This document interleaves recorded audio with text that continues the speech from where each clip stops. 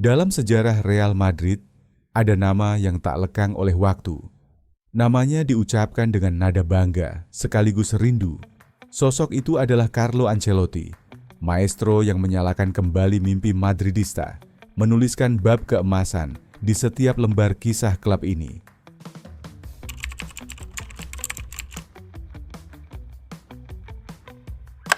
Ketika musim 2013-2014 dimulai, Real Madrid masih mencari jalan untuk menuntaskan dahaga La Decima, gelar ke-10 Liga Champions yang sudah lama diidamkan. Setelah kegagalan di final dan babak semifinal, santer terdengar bahwa Madrid membutuhkan sosok penyeimbang. Seseorang yang bukan sekadar ahli taktik, tetapi juga sabar, penuh ketekunan, dan piawai membangun tim. Ancelotti datang dengan segudang pengalaman. 2 gelar Liga Champions bersama AC Milan, kesuksesan Liga domestik di Italia dan Prancis, serta reputasi manajer tenang yang mampu menyejukkan ruang ganti. Ia memulai hari pertama dengan mengundang kapten tim, veteran, dan pemain muda duduk bersama, mendengarkan cerita, harapan, dan kekhawatiran mereka. Ia tak menjanjikan trofi instan. Ancelotti lalu mengatur sesi latihan ringan, memisahkan kelompok sesuai usia dan posisi, membiarkan pemain muda mendapatkan perhatian lebih, dan memberi ruang veteran untuk berbagi pengalaman.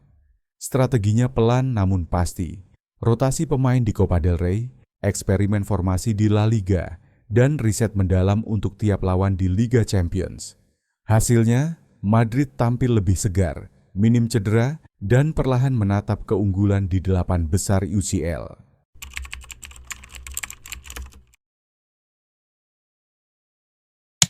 (24 Mei 2014) di Stadion Da Luz, Real Madrid tertinggal 0-1 hingga menit ke-93. Atmosfer menegang, detak jantung pemain berkejaran.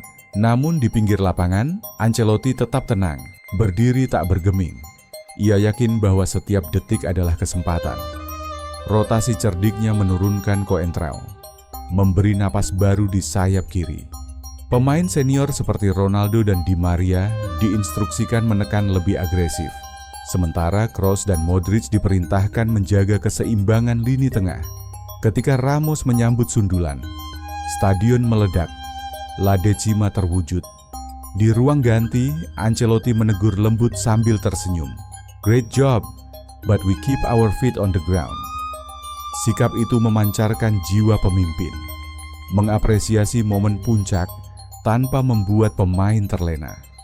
Kepemimpinan berarti tetap tegar saat dunia bergetar, dan memberi keyakinan bahwa kita bisa mengubah keadaan, bahkan ketika segala sesuatu tampak memihak lawan. Trofi demi trofi kemudian mengalir. Copa del Rey, Piala Super Eropa, dan Piala Dunia antar klub. Ancelotti tak pernah berhenti menunjukkan visi, memadukan pengalamannya dan antusiasme pemain muda, hingga Madrid kembali menjadi mesin juara di pentas Eropa. Kejayaan tak hanya dibangun di lapangan, tetapi juga di ruang ganti. Setelah era ketegangan dan persaingan internal, Ancelotti memilih pendekatan berbeda, empati dan kebijaksanaan. Ia memahami ego bintang besar, seperti Ronaldo, Benzema, dan Bale. Ia juga menghargai energi muda Isco dan Carvajal. Ia tidak hanya memberi instruksi, ia bertanya, "Bagaimana kamu? What do you need?"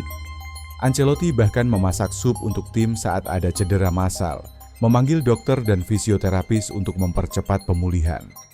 Media menulis, "Madrid under Ancelotti feels like family." Pencapaian angka cedera turun 20%, musim 2014-2015 adalah bukti. Pemain bahagia dan diperhatikan, sehingga bisa fokus meraih kemenangan. Empati adalah jembatan antara taktik dan hati.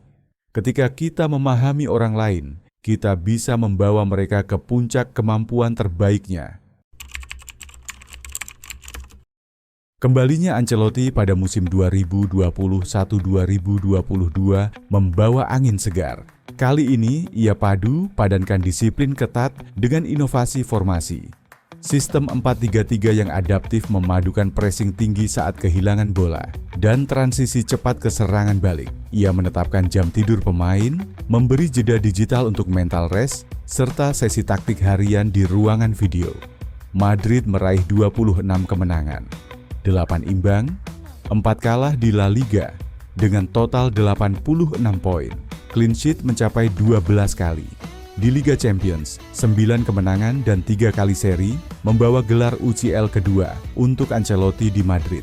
Disiplin adalah pondasi. Adaptasi adalah kunci bertahan di puncak. Ancelotti versus dinamika sepak bola modern. Ia merangkul teknologi GPS untuk monitoring beban latihan, memodifikasi menu gizi, dan membentuk cabang riset internal. Hasilnya, performa konstan di Liga dan Eropa, menegaskan bahwa pelatih hebat adalah yang terus belajar dan beradaptasi. Setelah 2 periode gemilang, meraih 7 trofi utama, dan menorehkan babak kejayaan, Ancelotti memutuskan untuk menutup lembar ini. Bukan karena kegagalan, melainkan sebagai wujud keikhlasan terbesar, memberi ruang bagi generasi baru untuk menulis sejarah. Kini, sorotan beralih ke Xabi Alonso, mantan kapten Real Madrid yang kini menjadi arsitek di kursi panas Bayer Leverkusen. Alonso memimpin Leverkusen ke pencapaian luar biasa. Finish sebagai runner-up Bundesliga 2024-2025 setelah meraih 82 poin dari 34 laga. Dengan formasi ofensif mencetak 78 gol dan hanya kebobolan 29 kali. Di Liga Champions 2024-2025, Leverkusen tampil solid di fase grup dan menembus babak 16 besar, sebelum akhirnya terhenti oleh lawan tangguh dalam pertarungan 2 leg yang ketat. Xabi Alonso bukan hanya murid di lapangan. Ia adalah pelatih inovatif yang membuktikan bahwa keberanian dan kreativitas tak pernah kenal usia. Dengan filosofi pressing cerdas, rotasi pemain yang manusiawi, dan fokus pada pengembangan bakat muda, nilai yang ia pelajari dari Ancelotti, Alonso dipanggil untuk melanjutkan estafet di Santiago Bernabeu.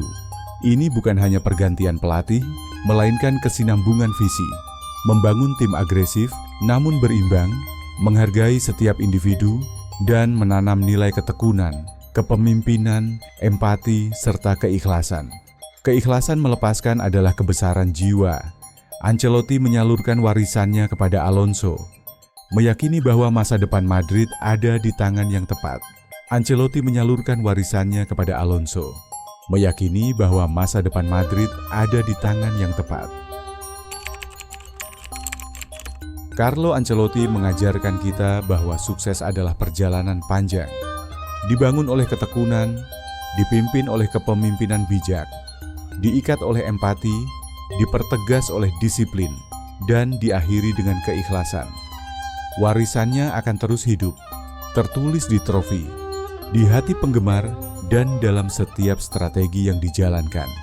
Kini, Xabi Alonso menatap masa depan. Namun catatan Ancelotti tetap abadi, sebuah titik putih di sejarah Real Madrid.